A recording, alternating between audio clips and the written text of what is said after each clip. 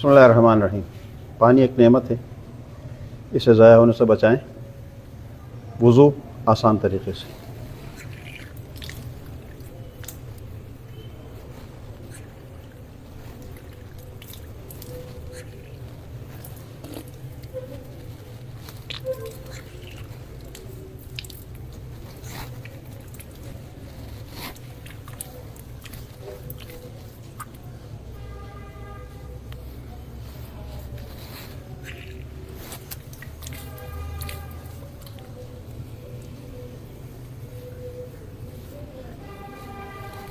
हाथ नलके पे रखें और जब ज़रूरत हो उसको इस्तेमाल करें।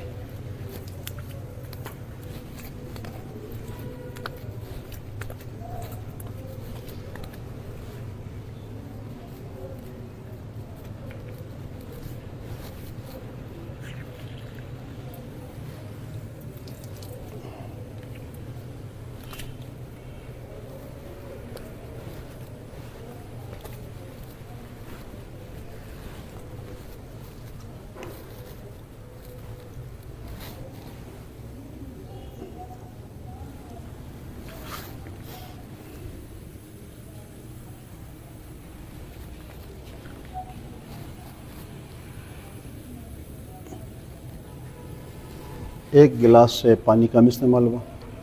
पानी एक नेमत है, कदर करें।